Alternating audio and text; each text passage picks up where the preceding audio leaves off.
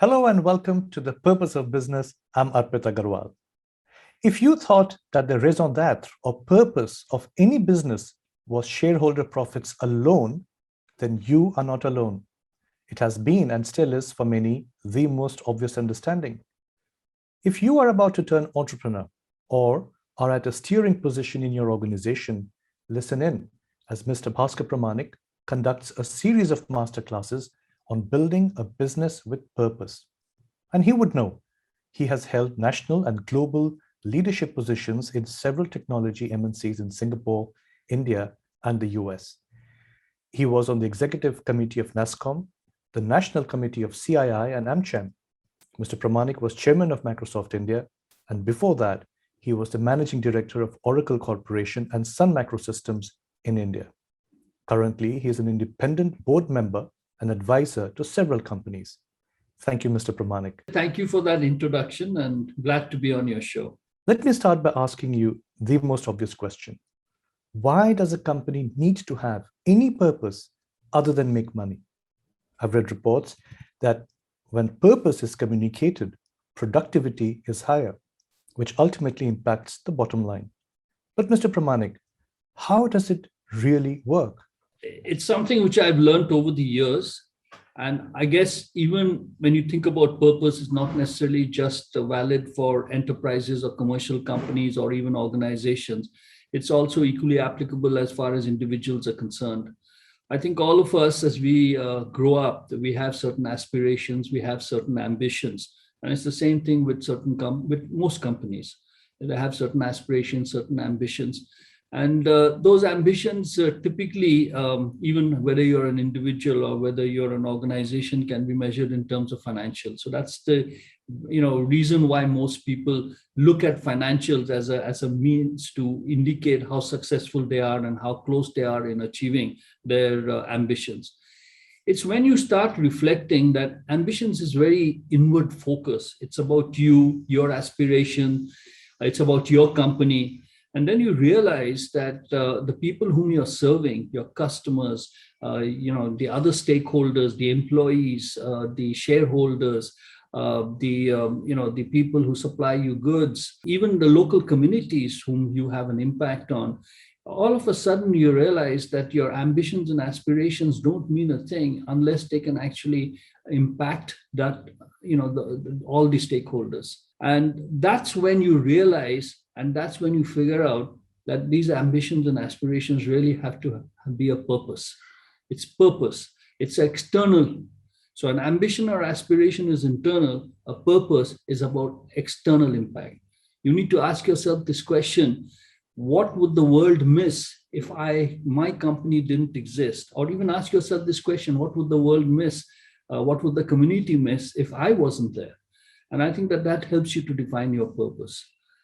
So short or a long answer to your question, why is purpose important? Purpose is important because it actually instills in you an external outlook, which therefore makes for longer term viability of your organization. Mr. Pramanik, what would be a good starting point? What are the questions that an entrepreneur should or would ask themselves to arrive at a purpose? First question that they should really state is, how does this impact others? How does it impact the local community? How does it impact the nation? How does it impact the globe? If you have an idea or you have a business which does not impact any of these, then the chances are that you will have short-lived success. And that's the first question they should ask themselves. What is this purpose of this company? And then it'll becomes much easier to actually then determine everything else thereafter, including your vision, mission, and your strategy. But it starts with purpose.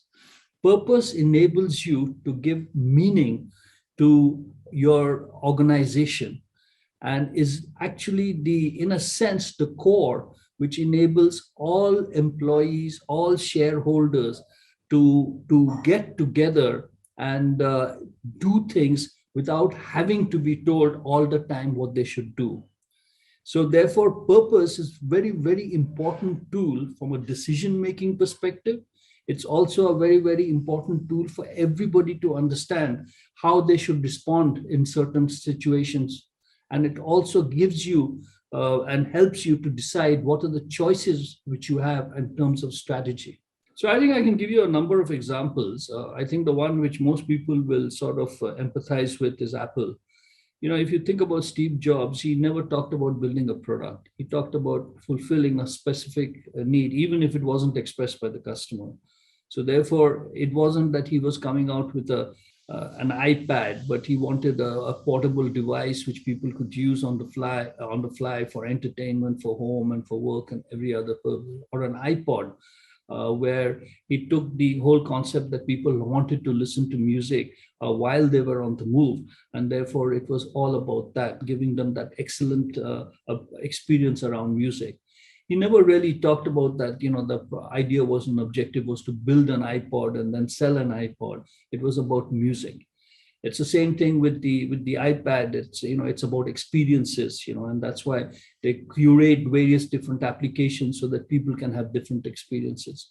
Now, this Apple is a consumer company, so you can relate to that. But let's talk about a company which is a B2B company like Microsoft.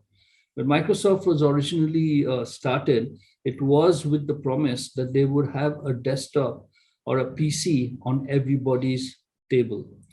And, nearly 40 years after they came into being, they had more or less achieved that. There were nearly 1.5 to 2 billion PCs everywhere in the world. And, with a population of 7 billion, then you can assume that practically every family had a PC. I mean, it's, statistically, they may not have been there. Most people may have had more than one PC. But, in a sense, you could have said that, they fulfilled their purpose. And this was an extremely well run company. It was very good from a financial perspective, and profits and margins, everything was growing. But I think, when Satya Nadella took over, I think he realized that, if the PC is no longer relevant, if phones are more important to people, then does that mean that Microsoft should curl up and die? And therefore, if you bet your business around a piece of technology and your focus is only on financial metrics, then you will face, however well you're run, you will face headwinds. And therefore, he and the senior leadership team took a decision to redefine the purpose of the organization. And the purpose of the organization was that we will empower every individual and every organization on the planet to achieve more. Now, you think of this as a purpose. It's not a vision. It's not a mission statement. It's a purpose that this is what we do. And if you think about what the questions I said that people should ask about their purpose, what would the world miss if Microsoft wasn't there? You could easily say that they would miss productivity. They would miss the ability to be able to do so many more things, using software and technology. It was also very clear that it wasn't dependent on a specific piece of technology like a PC. Microsoft went into the gaming business because you want to make the productivity of gamers that much better. They went into the cloud business so that computing power can be accessed by everybody. So you're empowering every individual to access or organizations to access the latest computing power. So it was a redefinition. And that has actually held Microsoft in greater stead, because from a very narrow focused objective of just PCs, it has actually broadened its portfolio. And today is perhaps the second most valuable company in the world. Mr. Pramanik, you've spoken about Microsoft and Apple. Anything closer home? Yes, I've actually been seeing a lot of companies in India. Some who are multinationals have been reinventing themselves. But there is one company which actually comes to my mind whenever I think about companies with purpose, companies with values, and that's Marico. Marico's purpose has always been about making a difference, about life with a purpose. And they believe that they're in the business or the purpose of life. And that's the way they define themselves. And their value system and everything else is built around that concept that about making a difference and having a life of purpose. So it's actually helped and contribute to make their brand actually one of the most well-knowns in the consumer goods industry and very highly respected. The other one, Reckitt, Bukanizer, recently they had a new CEO, an Indian, and he came in from outside Reckitt, and he's actually redefined their business. And he's saying that the purpose of the business is about taking care of the world. It's about protecting, healing, and nurturing people. So, in a sense, that defines their purpose, and that sort of got embedded into their overall corporate strategy, helped them to redefine their vision and their mission, and also their strategy. And perhaps another brand which is very strong in India, which very, very popular in India, is Philips. We've seen Philips as a consumer electronics company. We've seen it as a medical devices company, but more and more, they're now becoming more a medical devices company, a healthcare company. And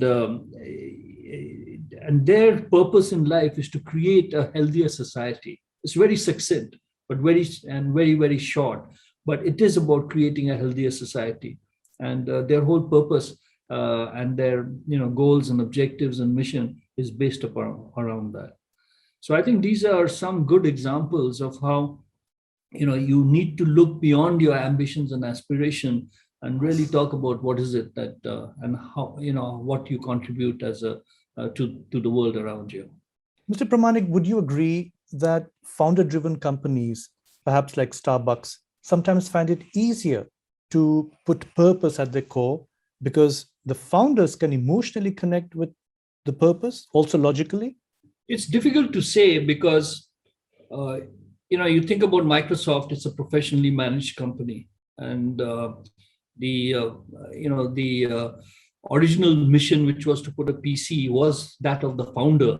But over a period of time, as that became less relevant, it had to redefine its purpose, and it had a professionally managed team and a board, which actually helped it find.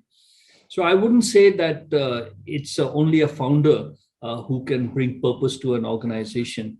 I think any organization which is led by a CEO and has a board needs to reflect upon their contribution to the world. If I relook at your question, I have actually worked with a large number of startups. And when I've asked them this question, what is your purpose? They have actually all sort of sat back and says, we haven't thought of that. We have our aspirations, we have our ambitions, and this is, what our product is, this is who our customers are, and this is what we're hoping to achieve in the next 3-4 years. But when I asked them this question, how do you differentiate yourself, one? And number two is, what would the world miss if you weren't there? That sets them thinking, and that helps them to fine-tune everything they're doing. So it's not just, the founders which have a sense of purpose. In fact, most of them don't. I think it's a question of evolution.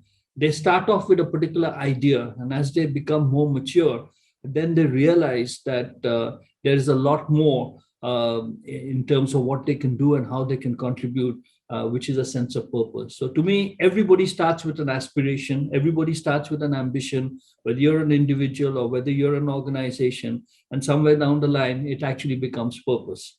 And, I would believe that what you are doing is to raise that realization amongst people, amongst organizations, that they actually need to start with purpose, because then it will make their journey that much more exciting and more fulfilling. We've heard Mr. Pramanik speak today about how defining the purpose of your business is critical to the success of your enterprise, how it helps in decision-making, and ultimately, how it impacts the bottom line of your business. Thank you, Mr. Pramanik. Thank you. Stay connected. For the next episode, we will take this conversation forward and discuss how to strategize engagement with your stakeholders. Thank you for watching. Do like and share and subscribe to My Take's YouTube channel and follow us on our social media handles.